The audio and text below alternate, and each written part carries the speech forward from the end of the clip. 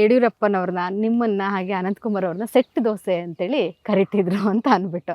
ಭಾರತೀಯ ಜನತಾ ಪಾರ್ಟಿ ಬಂದಾಗ ನಾನು ಯಡಿಯೂರಪ್ಪನವರು ಅನಂತಕುಮಾರ್ 3 ಜನ ಕೂತ್ಕೊಂಡು ಮುಂಚೆ ಏನೇ ಕಾರ್ಯಕ್ರಮಗಳಿಗೆ ಕೂಡ ಆದರೂ ಕೂಡ ಮುಂಚೆ BJPಯ ಕಚೇರಿಯಲ್ಲಿ ಕೂತ್ಕೊಂಡು ಪ್ಲ್ಯಾನ್ ಮಾಡ್ತಿದ್ವಿ. ಆದರೆ ನಾವು ಜನಸಾಮಾನ್ಯರ ಮಧ್ಯೆ ಹೋಗಬೇಕು, ರೈತರ ಸಮಸ್ಯೆ ತಿಳ್ಕೊಬೇಕು, ರೈತರ ಪರ ಹೋರಾಟಗಳು ಮಾಡಬೇಕು ಅಂತ ಅಂದಾಗ ಪಕ್ಷದ ದೃಷ್ಟಿಕೋನವನ್ನೇ ಬದಲಾವಣೆ ಮಾಡಿದ್ರು ಯಡಿಯೂರಪ್ಪನವರು.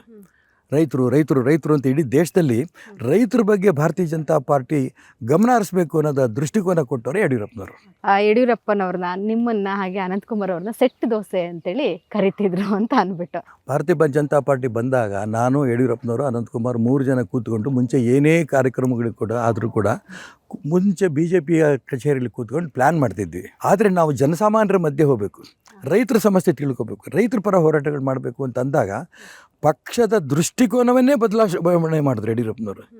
ರೈತರು ರೈತರು ರೈತರು ಅಂತ ಇಡೀ ದೇಶದಲ್ಲಿ ರೈತರ ಬಗ್ಗೆ ಭಾರತೀಯ ಜನತಾ ಪಾರ್ಟಿ ಗಮನ ಹರಿಸಬೇಕು ಅನ್ನೋದ ದೃಷ್ಟಿಕೋನ ಕೊಟ್ಟವರು ಯಡಿಯೂರಪ್ಪನವರು.